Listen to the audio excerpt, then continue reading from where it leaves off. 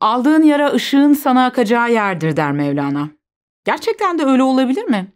Ruhsal sıkıntılarımız, travmalarımız, panik ataklarımız, depresyonumuz daha iyi bir yaşam için anahtar olabilir mi? Peki nasıl? Gelin bu hafta bunu konuşalım. Geçenlerde bir izleyicimiz bir videomun altına şöyle bir yorum yapmış. Çok sevdiğiniz aileden birini kaybettiniz mi? Mesela annenizi, babanızı ya da evladınızı. O zaman bu kadar kolay konuşabilir miydiniz acaba? Yaralı şifacı Chiron'un hikayesini bilir misiniz? Kendisi de yaralı olan ancak aynı zamanda diğerlerine şifa verebilen mitolojik bir kahramandır Chiron. Kendi yarasını iyileştirmeye çalışırken türlü ilaçlar yapmayı öğrenir ve bunlarla başkalarına şifa olur. Kendi yarasını iyileştirme yolunda o kadar çok çabalar ki bir süre sonra usta ve ünlü bir hekim, öğretmen ve bilge olur. Öyle ki tanrılar bile çocuklarını eğitim için Chiron'un yanına yollarlar. Carl Gustav Jung'a göre kendi yarasını iyileştirme yolunda yürüyen bir kişi zamanla bir şifacıya dönüşür. Bu yüzden de iyi bir psikoanalist yaralı olmalıdır. Yarası olmayan şifacı olamaz. Çünkü gerçek iyileştirici güç yaranın kendisinden gelir. Yalnızca yaralanmış hekimler iyi edebilir der Jung. Ancak analistin yaralı olması yetmez. Yarasını kişisellikten çıkartıp dönüştürerek toplum için, insanlık için kullanabilmesi gerekir. Acı çektiğimizde yaramızdan kendi derinliğimize bakar, kendi gölgemizle tanışırız.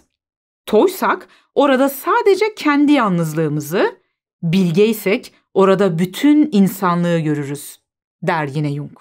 Bu anlamda iyi bir terapistin öncelikle kendi içsel yolculuğuna çıkmış ve bu yolculukta bir yerlere gelmiş olması gerçekten de önemlidir. Ve bizi genellikle bu yolculuğa çıkartan şey de yaralarımızdır. İslam tasavvufunda da dert Allah'a yakınlaştıran bir olgunlaşma vesilesi olarak görülür ve evliyaların "Allah'ım beni dertsiz koma" diye dua ettikleri söylenir. Aslında gerçekten de yaralarımız iyileşme, kendimizle bütünleşme ve gelişme yolunda bir fırsattır.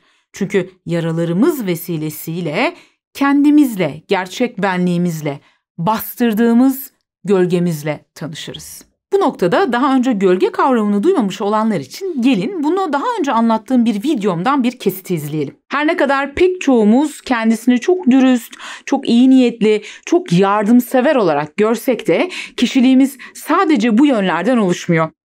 Kötü, kabul edilemez, çirkin olduğunu düşündüğümüz için bende kesinlikle yok, ben hayatta öyle yapmam dediğimiz çoğu özelliğe de aslında sahibiz.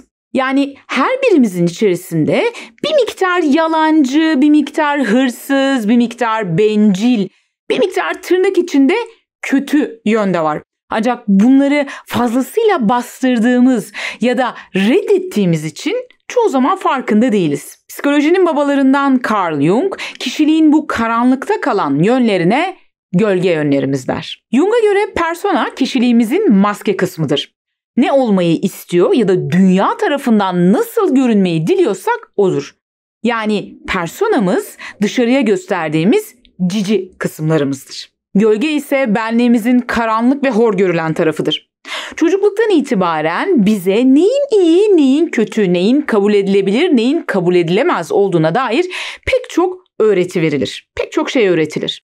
Ve bu doğrultuda kötü ya da kabul edilemez olduğunu düşündüğümüz bazı yönlerimizi işte o çocukluk çağlarımızdan itibaren bastırır ya da reddetmeye başlarız. Oysa ki bunlar da, yani bastırdığımız kısımlar da insani doğamızın birer parçasıdır. Kişiliğimiz iyi ya da kötü diye etiketlediğimiz tüm özelliklerimizin bir toplamıdır. Bir kısmını bastırarak ya da reddederek bizi biz yapan o parçaları da reddetmiş oluruz. Ayrıca o reddettiğimiz parçaların içerisinde benliğimizin yaratıcı ve som altından parçaları da vardır der psikanalist Robert Johnson. Bunları bastırmaya, reddetmeye başladığımız andan itibaren bir bütün olan kişiliğimiz bölünmeye başlar. Bu yönleri bastırmış olmamız ya da reddetmiş olmamız onların yok oldukları ya da bizi etkilemedikleri anlamına gelmiyor. Bastırılan gölge bilinç dışına itilir ve orada büyümeye, gelişmeye ve davranışlarımızı etkilemeye devam eder.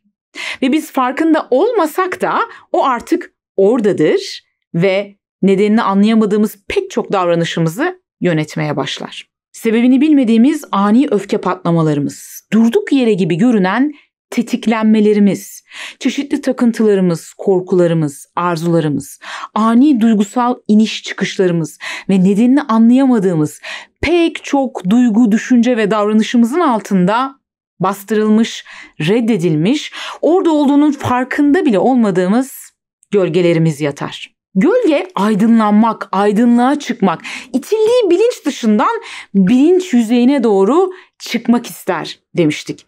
Ve biz gölge yanlarımızı ne kadar fark edersek, ne kadar kabul edersek, onlarla ne kadar barışırsak, gölgelerimizin üzerimizde yarattığı baskı da o kadar azalacaktır. Gölge yanlarımızı fark edip kabul ettikçe reddettiğimiz yanlarımızla tekrar birleşip bütünleşiriz.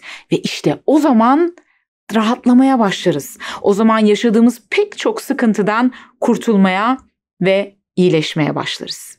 Bütün olabilmek için hem karanlık hem de aydınlık yanlarımıza ihtiyacımız var der Jung. Ona göre asıl olgunlaşma kişinin kendi karanlık yönlerini fark etmesiyle başlar. Kişi aydınlık figürleri hayal ederek aydınlanamaz. Ancak karanlığı bilinçli yaparak aydınlanabilir der Jung. Yani kurtuluşumuz aslında mükemmel, eksiksiz olmaya çalışmakla değil. Aksine tırnak içinde kusurlu yönlerimizi fark edip kabul etmeye başladıkça olacaktır. İşte çoğu zaman istenmeyen misafirler olarak gördüğümüz o ruhsal sıkıntılarımızı, panik ataklarımızı, depresyonumuzu çözmeye çalışırken fark edilen, görülen şey dermanımız oluyor. İş o ki o farkındalığı yaşayabilelim.